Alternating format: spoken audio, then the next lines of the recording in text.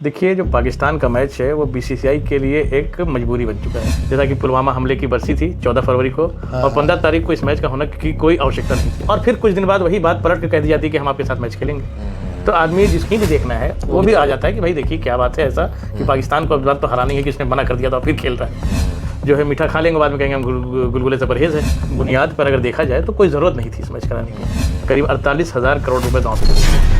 नमस्कार दोस्तों, मैं आपका दोस्त अमान स्वागत है अपने YouTube चैनल सोशल वॉइस। आज बात करेंगे जो अभी इंडिया और पाकिस्तान का मैच हुआ है और उसमें इंडिया जीत गई है, बहुत अच्छी जीत जीती है, उसके बारे में कुछ वार्तालाप करेंगे।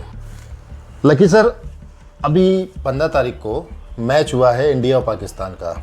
पहले बोला जा रहा था कि मैच नहीं होगा, फिर एकदम बोला गया कि पाकिस्तान तैयार हो गया है, फिर मैच हुआ, मैच बहुत बुरी तरीके से पाकिस्तान हार भी गई, जो तो पता ही था सबको कि हार ही जाएंगे। इसके बारे में आप क्या कहना चाहते हैं? जी, सबसे पहले आपके श्रोताओं को नमस्कार। देखिए, जो पाकिस्तान का मैच है वो बीसीसीआई के लिए एक मजबूरी बन चुका है। अच्छा। और आईसीसी के लिए भी, क्योंकि पाकिस्तान और भारत का जो मैच होता है वही असली टीआरपी होता है, वही असली कमाई की कुंजी है बीसीसीआई की। करीब 48,000 करोड़ रुपए दांव पे लगे हुए थे। अच्छा। जिसमें ब्रॉडकास्टर का पैसा शामिल था, जिसमें तमाम सटोरियों का पैसा शामिल था। तो ये रिवाइवलरी जो है ये बहुत ज़रूरी बन गई है कि आईसीसी ज़बरदस्ती इसको कराए मैच को, जबकि इसकी कोई आवश्यकता नहीं थी। एक दिन पहले आप जान ही रहे हैं, जैसा कि पुलवामा हमले की बरसी थी 14 फरवरी को और 15 तारीख को इस मैच का होने की कोई आवश्यकता नहीं थी। आप ज़बरदस्ती की बात करते हैं कि आप हाथ नहीं मिलाएंगे, ये कोई बात थोड़ी होती है कि आप सारा जो है मीठा खा लेंगे बाद में कहेंगे हम गुलगुले से परहेज है। तो ये कोई मतलब नहीं है। मतलब आप कहना चाह रहे हैं ये सब एक शोशाबाजी कि मैच नहीं कराएंगे, मैच की हाइप बनाने के लिए कि मैच नहीं होगा, फिर एकदम से मैच करा देंगे तो पब्लिक टूट पड़ेगी। देखिए, पाकिस्तान से कहलवाया गया था ये। अच्छा। कि आप पहले से ही बोलिए कि हमको नहीं खेलना है। जब आप कोई चीज़ किसी के माइंड में नहीं होती है तो ब्रेकिंग न्यूज़ के जरिए डाली जाती है। आज का समय है सूचनाओं का आदान प्रदान। कोई भी आदमी सोशल मीडिया या मीडिया पे जब खोलेगा और ब्रेकिंग न्यूज़ चलेगी कि पाकिस्तान इस टूर्नामेंट से बाहर हो गया है या पाकिस्तान इस टूर्नामेंट में भारत के साथ नहीं खेलेगा, तो वो दिमाग में उसके ऑब्जर्व हो जाती है वो चीज़। और फिर कुछ दिन बाद वही बात पलट कर कह दी जाती है कि हम आपके साथ मैच खेलेंगे। तो आदमी जिसको नहीं भी देखना है वो भी आ जाता है कि भाई देखिए क्या बात है ऐसा कि पाकिस्तान को अब बात तो हरानी है कि इसने मना कर दिया था फिर खेल रहा है। तो ये अति उत्सुकता की बात हो जाती है यहाँ पर। तो क्या आपको लगता है कि मैच ये होना चाहिए था? देखिए, अगर राष्ट्रवाद की जिस तरह से बीजेपी बात करती है और अति उत्तम राष्ट्रवाद की बात करती है जिसमें पीक पे चली जाती है, तो उस अनुसार तो बिल्कुल ही नहीं होना चाहिए था। क्योंकि बीजेपी तो कहती है कि हम एक रिश्ता तोड़ देंगे, कोई रिश्ता नहीं रखेंगे पाकिस्तान से जब तक पाकिस्तान अपने आतंकवादियों को संरक्षण देना बंद नहीं करेगा या भारत पर किसी तरह का कोई आतंकवादी हमला नहीं होगा। ये एक तरह से यूएनओ में जाके एक अपनी संधि को पारित करेगा कि आज के बाद अगर कोई भी हमला होगा तो पाकिस्तान का माना जाएगा, आतंकवादियों का माना जाएगा। कोई भी हमला होता तो इस बुनियाद पर अगर देखा जाए तो कोई ज़रूरत नहीं थी इस मैच कराने की। और ये मैच कराना एक मजबूरी के तहत कराया गया है, क्योंकि जय शाह जी बैठे हुए हैं आईसीसी में और आईसीसी के ऊपर दबाव था कि आप रेवेन्यू जुटाइए, क्योंकि लगभग 18 टीमें हैं इस समय वर्ल्ड कप में और यही मैच है जो 90% रेवेन्यू लेकर आया है। बाकी मैच तो कोई पूछ भी नहीं रहा है। नामीबिया का मैच इटली से होगा, नेपाल का मैच यूएई से होगा, कौन देखेगा? आप खुद ही समझ रहे हैं। या तो ये मैच देखेंगे या 2-4 मैच अगर बचेगा तो आपका न्यूजीलैंड, अफ्रीका या ऑस्ट्रेलिया या इंग्लैंड का मैच लोग देख लेंगे।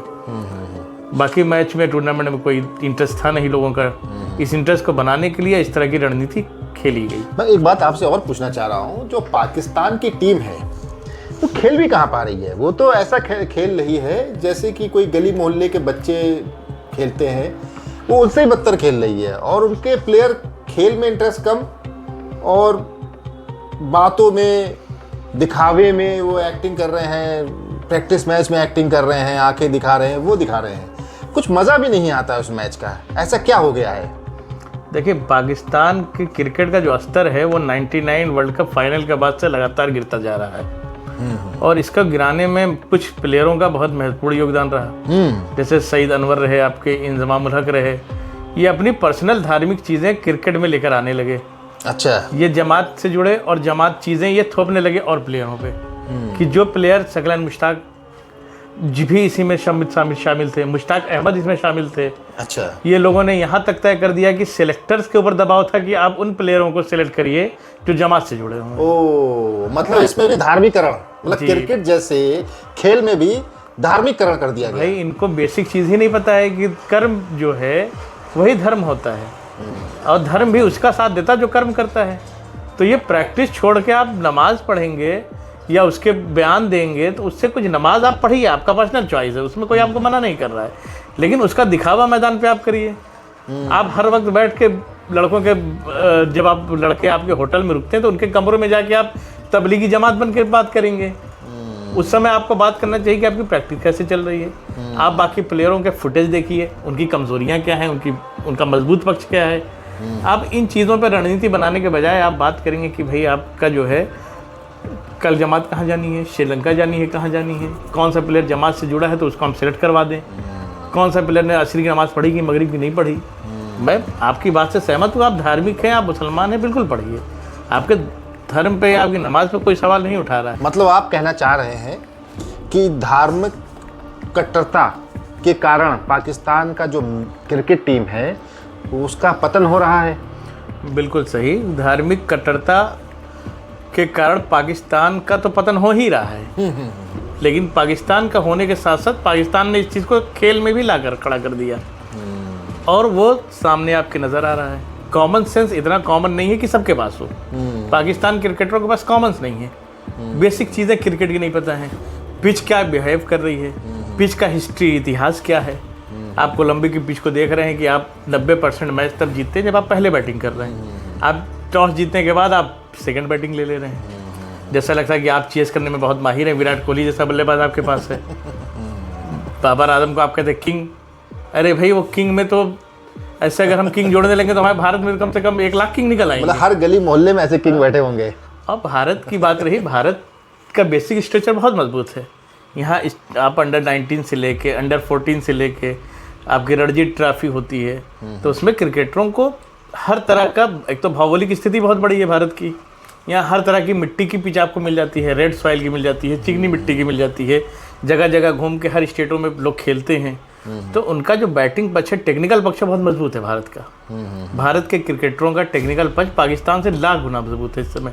पाकिस्तान का कोई क्रिकेटर ऐसा नहीं जहाँ पे गेंद हल्की सी भी स्विंग करेगी तो 2 ओवर 1 ओवर से आगे वो रुक नहीं पाएंगे पिच पे। उनका लक हो सकता है 1 आध ओवर चल जाएं, लेकिन कोई ऐसा टेक्निकल पाँच आप बाबर आजम को छोड़ दें, 1 आध प्लेयर और छोड़ दें, तो कोई ऐसा बल्लेबाज नहीं है जो हल्की सी भी स्विंग होगी वो रुक पाए।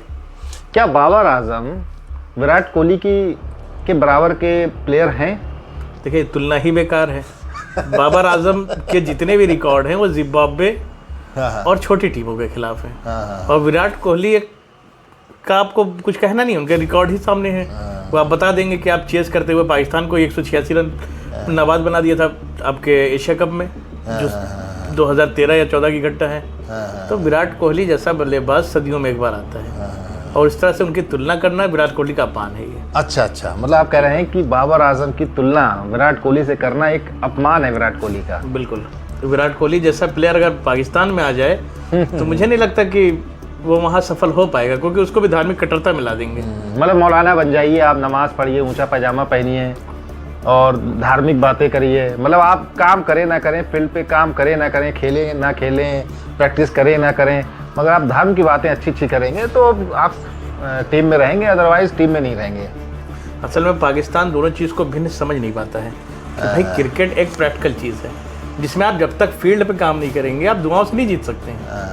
आप लाख दुआ कर लीजिए, लेकिन आप प्रैक्टिकल जब तक नहीं होंगे। आपके जो सबसे अनुभवी कप्तान थे जिन्होंने वर्ल्ड कप जिताया, इमरान खान साहब, अब उनको देख लीजिए, प्ले बॉय की छवि थी, लेकिन कितने सफल रहे।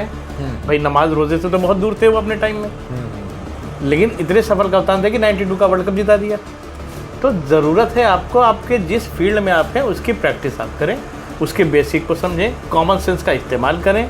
जहाँ जिस बॉलर का इस्तेमाल करना, इतनी जानकारी आपको बेसिक होनी चाहिए कि आपके जो मेन बॉलर आप 10 ओवर के बाद थोड़ी इस्तेमाल करेंगे, 10 ओवर में आप मैच हार गए। रिंकू सिंह ने आपके हमारा जो ओपनर थे उन्होंने पहले ही आपको मैच से बाहर कर दिया पहले ही 10 ओवर में, बाद में तो आप एक फॉर्मेलिटी रह गई थी मैच की। तो इसलिए पाकिस्तान के क्रिकेट का स्तर दिन ब दिन गिरता जा रहा है और ये एक सोचनीय स्थिति है आईसीसी के लिए भी, क्योंकि आईसीसी को भी बड़ा झटका है ये। आईसीसी खुद भी चाहता है कि एक अच्छा मैच हो पाकिस्तान से, और पाकिस्तान से जब अच्छा टकराव मैच होता था तो लोगों की दिलचस्पी बनी रहती है, सही बात। और जब दिलचस्पी बढ़ेगी तो क्रिकेट को बढ़ावा मिलेगा। तो क्रिकेट के लिए एक दुखद खबर है कि पाकिस्तान का क्रिकेट जो दिन ब दिन गड्ढे की तरफ जा रहा है। मुझे तो नहीं लगता है कि पाकिस्तान का मैच या पाकिस्तान की क्रिकेट टीम थोड़ा उधर पाएगी, क्योंकि वो गड्ढे में जाते ही जा रहे हैं। वो एक गलती से सीख नहीं रहे हैं, वो उस गलती को दोहराते ही जा रहे हैं। हालांकि इंडिया के बराबर तो वो कभी जिंदगी में नहीं आ पाएंगे, जो अपनी टीम है इंडिया क्रिकेट टीम के, मगर एक होता नहीं मैच में कांटे की टक्कर, अब वो भी खत्म हो चुकी है। तो अब क्या लगता है कि कुछ इम्प्रूवमेंट हो पाएगा कि ऐसे ही डरा चलता रहेगा, वन साइडेड मैच होगा, आदमी कह रहे वो तो जीत ही जाएंगे। मुझसे एक दोस्त ने पूछा कि भाई इंडिया पाकिस्तान का मैच है, क्या लगता है, हमने उसमें लगना क्या है, ये पूछिए कितने विकेट से जीतेंगे, कितने रन से जीतेंगे। तो वही चीज़ भविष्यवाणी बिल्कुल सिद्ध हो गई है कि वो जीत गए, और कितने रन से जीतना है या कितने विकेट से जीतना है, अब इस चीज़ की बहस होती है। हार जीत की बहस नहीं होती है, कितने मार्जिन, ज़्यादा मार्जिन से जीतेंगे। तो इसके बारे में क्या कहना चाहेंगे आप? देखिए, दोनों मुल्कों की आवाम जो है वो आज भी चाहती है कि ये क्रिकेट बहुत अच्छा हो, अच्छी क्वालिटी का क्रिकेट हो, जिसमें देखने के बाद उनको एक बेहतरीन मज़ा आए और वो एक दूसरे से डिस्कस कर सकें कि ये प्लेयर ने अच्छा खेला, ये प्लेयर ने ख़राब खेला। लेकिन अब जो स्थिति इन्होंने बना दी है वो लगता है कि भारत की टीम भारत की किसी छोटे मोहल्ले से खेल रही है। तो ये तो स्थिति अब फिलहाल तो सुधरती नहीं दिख रही है और ना सुधरने वाली है। उसकी वजह है पाकिस्तान गवर्नमेंट का करप्शन। पाकिस्तान क्रिकेट बोर्ड में भी आपने नेताओं को लाके घुसेड़ दिया है। आपके जो विदेश मंत्री हैं वो पाकिस्तान क्रिकेट बोर्ड की कमान संभाल रहे हैं। तो इस तरह से अगर आप करेंगे, नकवी साहब को आपने बना रखा है, और भाई भतीजावाद और ससुर और दामाद वाला चीज़ अगर चलेगी क्रिकेट में, तो क्रिकेट इससे कभी आगे नहीं बढ़ेगा। इंजमामुल हक सेलेक्टर थे और उनका पेट निकला हुआ इतनी बेडौल पर्सनालिटी के साथ अगर आप सेलेक्टर हैं, तो आप अपने सही क्रिकेट टीम कैसे लाएंगे जब आप खुद ही फिट नहीं हैं? आप खुद एक प्लेयर रह चुके हैं, अच्छे प्लेयर रह चुके हैं, जब वो खुद फिट नहीं रहेंगे तो प्लेयर कहाँ से अच्छे लाएंगे? फिटनेस का सवाल तो पाकिस्तान क्रिकेट का कभी पीछा नहीं छोड़ सकता।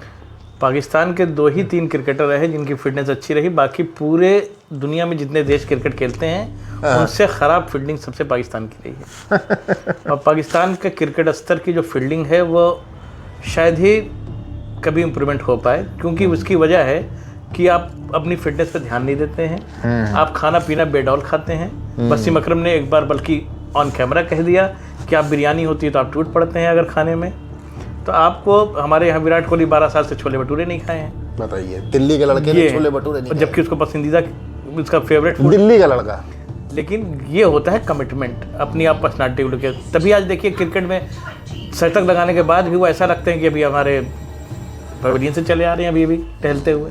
तो फिटनेस इस लेवल की रखने के लिए पाकिस्तान क्रिकेटरों को मेहनत करनी पड़ेगी, बेसिक्स अपने सुधारने पड़ेंगे, अपने शरीर का ध्यान रखना पड़ेगा, जो उनके में काबिलियत अभी फिलहाल दिखती नहीं है, और पुराने क्रिकेटरों से सीखते भी नहीं हैं। वसीम अकरम जैसे क्रिकेटर हैं वहाँ पर, वकार यूनिस हैं, शोएब अख्तर हैं, ये क्रिकेटर, हमारे क्रिकेटर अभी देखिए, अभिषेक शर्मा जी भी उनसे मिले शोएब अख्तर से बीच में, उन्होंने बाकायदा उनसे विनम्र निवेदन करके बताया कि सर हमें कुछ बताइए। और वहाँ क्रिकेटर शोएब अख्तर से ऊपर अपने आप को समझने लगा है, नया वहाँ का क्रिकेटर, उसके में इतना ईगो है कि वो अपने पुराने क्रिकेटरों से सीखने तो दूर उनकी मजम्मत करने लगता है। तो ये 2 चीज़ें बहुत भिन्न हैं। हमारे यहाँ कॉमन सेंस है और वहाँ कॉमन सेंस नहीं है। चलिए सर, बहुत अच्छा लगा आज आपसे बात करके, फिर आपसे मिलते हैं। नमस्कार।